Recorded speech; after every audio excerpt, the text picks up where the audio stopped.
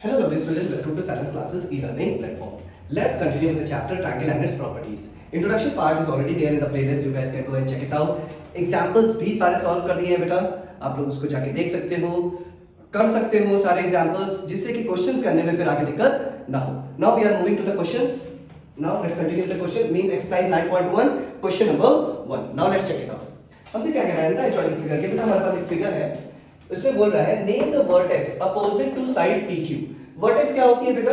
जो भी दो लाइन ऐसे एक दूसरे को कट करती हैं तो ये जो पॉइंट होता है उसको वर्टेक्स कहा जाता है. जैसे ये वर्टेक्स P हो गया, Q हो गया, कुछ भी हो सकता है. ठीक है, तो ये जो पॉइंट होता है जहां पर दो लाइंस एक दूसरे को कट करती हैं उसे बोलते हैं vertex. Okay, so name the vertex opposite to side PQ. P और Q ये साइड है. ठीक है, इसके जस्ट अपोजिट कौन सा वर्टेक्स है बेटा? इसका वर्टेक्स जो है वो है R. कौन सा है बेटा? R. ठीक है, तो ये जो वर्टेक्स पॉइंट है, name the vertex that is R. PR and QR, यानी R जो पॉइंट है, ठीक है, ये एक दूसरे R पे कट कर रहा है बेटा, तो वर्टेक्स कहां बन रही है बेटा? R पे. ठीक है, तो यहां लिखेंगे वर्टेक्स क्या हो जाएगी? Vertex R.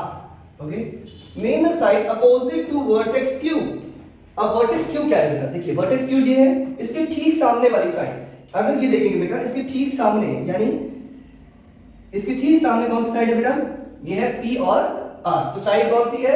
P and R. Side P R. Okay, name the angle opposite to side QR.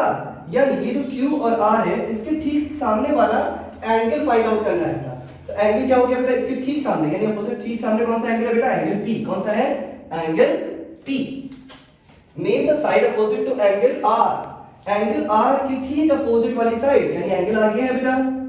ठीक है, इसके ठीक सामने कौन सी है? Side PQ. कौन सी हो गई बेटा? Side PQ. ठीक है, आई होप समझ गए होंगे. बहुत ही इजी क्वेश्चन था, कुछ भी नहीं देखना था बेटा, बस सामने इसके ठीक सामने कौन सी साइड है वो फाइंड आउट करना था, कौन सा एंगल है वो फाइंड आउट करना था. That's it. Okay, now let's move to the question number 2.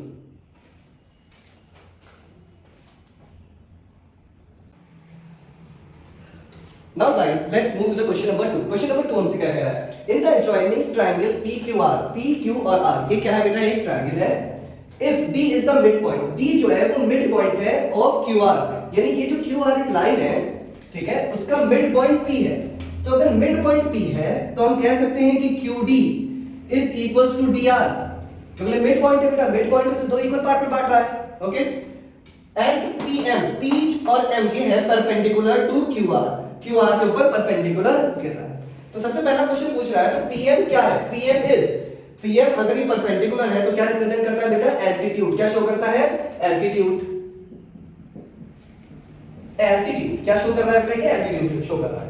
और PD, अब हमसे पूछ रहा है ये PD क्या है? अब देखिए बेटा, PD एक लाइन थी जो कि QR पे गिर रही थी. ठीक है, QR पे गिर रही थी और QR को दो इक्वल पार्ट में बांट रही है. क्या कर रही है? It is dividing QR into two equal parts. The line which divides the line into two equal parts वो क्या होती है बेटा? मीडियन. क्या होती है? मीडियन. तो ये क्या हो गई बेटा? Q, P और D क्या हो गई है? मीडियन हो गई है. अब हमसे पूछ रहा है is QM यानी Q और M और M और R क्या दोनों इक्वल है? नहीं है बेटा. हमें ये पता है कि QD और DR इक्वल है. ठीक है, क्योंकि ये P और D क्या है? ये मीडियन है. तो इसमें लिख देंगे नो. इसमें क्या लिख देंगे? नो. आई होप समझ में आ गया होगा बेटा. जिसने भी इंट्रोडक्शन पार्ट को देख रखा है बेटा उनको ये क्वेश्चन समझने में जरा सी भी दिक्कत नहीं होगी. बहुत ही इजी कॉन्सेप्ट है, इंट्रोडक्शन पार्ट में ऑलरेडी क्लियर कर चुका हूं. Now let's move to the question number 3. Now let's move to the question number 3. Question number 3 हमसे क्या कह रहा है बेटा? क्वेश्चन नंबर 3 बहुत ही अच्छा क्वेश्चन है. इंट्रोडक्शन पार्ट में इसको मैंने एक्सप्लेन भी किया था. Will an altitude always lies in the interior of a triangle? पूछ रहा है कि जो एल्टीट्यूड होता है वो किसी भी ट्रायंगल के क्या इंटीरियर यानी इंटीरियर साइड में ही लाया करता है. If no, draw a rough sketch to show such a case. अगर नहीं करता है तो ड्रॉ करके दिखाइए. आपको पता है बेटा एल्टीट्यूड क्या शो करता है? किसी भी ट्रायंगल की हाइट को शो करता है. किसको शो करता है? हाइट को. अगर हम ऑब्ट्यूज एंगल ट्रायंगल बना लेते हैं, देखिए बनाते हैं.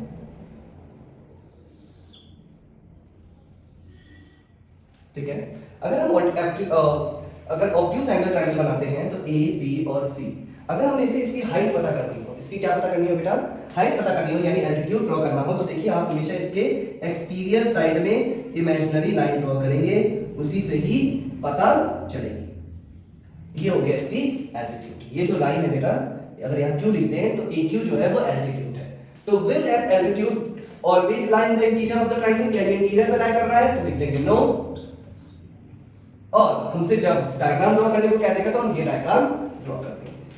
अंडरस्टूड? क्योंकि ऑब्ट्यूज एंगल में हमेशा एल्टीट्यूड बाहर की साइड होता है, एक्सटीरियर में। Okay, now let's move to the question number 4। Now let's move to the question number 4. Question number 4 हमसे क्या कह रहा है बेटा? Can you think of a triangle in which two altitudes of a triangles are its sides? दो altitudes जो हो उसकी sides हो। If yes, draw a rough sketch to show such a case. अच्छा बेटा, दो altitude यानी दो altitude क्या होनी चाहिए बेटा? altitude वो होता है जो 90 डिग्री का एंगल बनाए। तो दो altitude, तो सिर्फ एक ही ऐसा ट्रायंगल हो सकता है जो दो altitude को ड्रॉ कर सकता है, वो है राइट एंगल ट्रायंगल।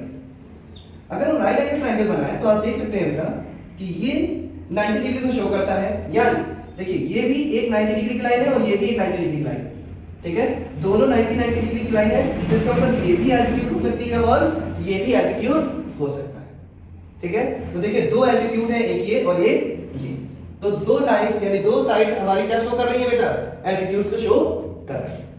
ओके, तो आपको कौन सा डायग्राम बनाना है बेटा, राइट एंगल ट्रायंगल का डायग्राम आप बना दें। Now let's move to the question number 5. Now let's move to the question number 5. Question number 5 हमसे क्या कह रहा है बेटा? Question number 5 में हमें कुछ ट्रायंगल्स ड्रॉ करने हैं, ठीक है। इसके लिए हमारे पास कुछ लिमिटेशन है जो यहाँ लिखी हुई है, ठीक है, मतलब इनको रीड आउट करना है, इन्हीं के हिसाब से बनाने हैं सारे ट्रायंगल्स।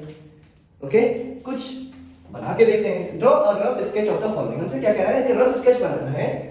पहला, इन ट्रायंगल एबीसी, पहले तो ट्रायंगल एबीसी बना लें। ट्रायंगल ए बी सी, ठीक है। BE is a median of the triangle, BE क्या है बेटा, मीडियन है, हमसे बोल रहा है बीई मीडियन है, यानी अगर हम मीडियन को ड्रॉ करते हैं इस तरीके से, किसी भी तरफ ड्रॉ कर सकते हैं बेटा, ठीक है। तो ये बीसी अगर ये ओ लेते हैं तो बीओ वो इक्वल हो जाना चाहिए ओसी से, तो ये क्या हो जाएगा, मीडियन हो जाएगा।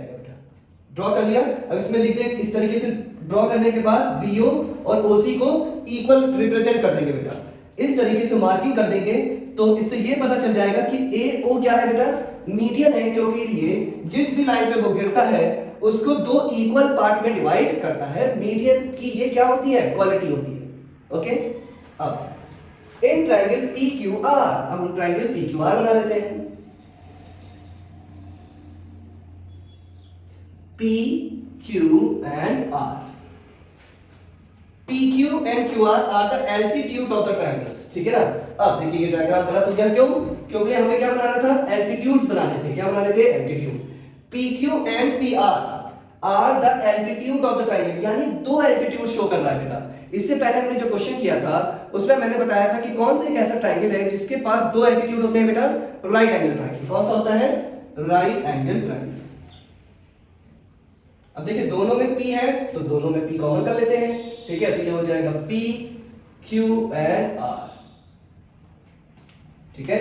अब ये क्या हो जाएगा, राइट एंगल ट्रायंगल हो जाएगा। अब देखिए दोनों PQ भी एक राइट एंगल है, यानी क्या है, एल्टीट्यूड है, और QR सॉरी PR हमसे पूछा था तो हम P को इस तरफ ले लेते हैं बेटा, PQR, तो देखिए PQ भी हो जाएगा और PR भी हो जाएगा, तो दोनों क्या हो गए, एल्टीट्यूड्स हो गए, ठीक है।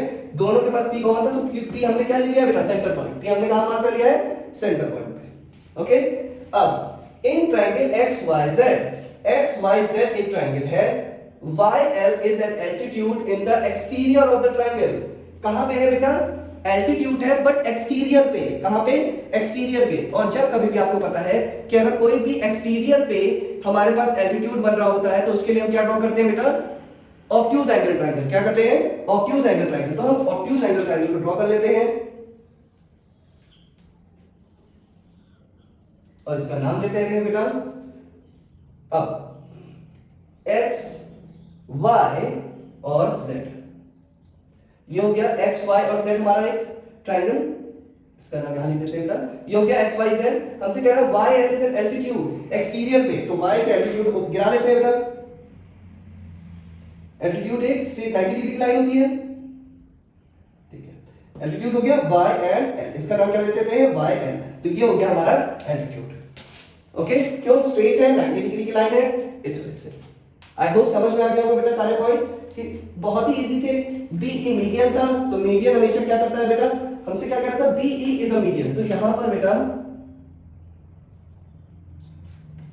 हम ए से ड्रॉ ना करके बी से ड्रॉ करते हैं और इस तरीके से, और यहां पर ई लिख देते हैं, तो बीई मीडियन हो जाएगा। तो इससे हमें क्या पता चलेगा, एई इक्वल हो जाएगा ईसी से, ठीक है। ये हो गया हमारा बीई, तो बी से मीडियन को क्या करेंगे, शो करेंगे।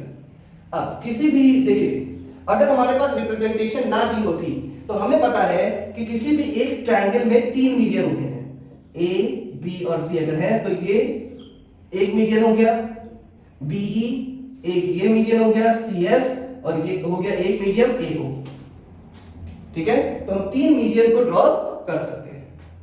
आई होप समझ में आ गया होगा। तो हमसे बीई पूछा था तो हमने बी से निकाल के ई पे मार्क कर दिया, क्योंकि मीडियन हमेशा उसके अपोजिट साइड पे ही क्या होती है, गिरती है, ठीक है। तो AC इसके अपोजिट साइड थी बी के, तो हमने BE ड्रॉ किया, जिससे AE इक्वल हो गया EC।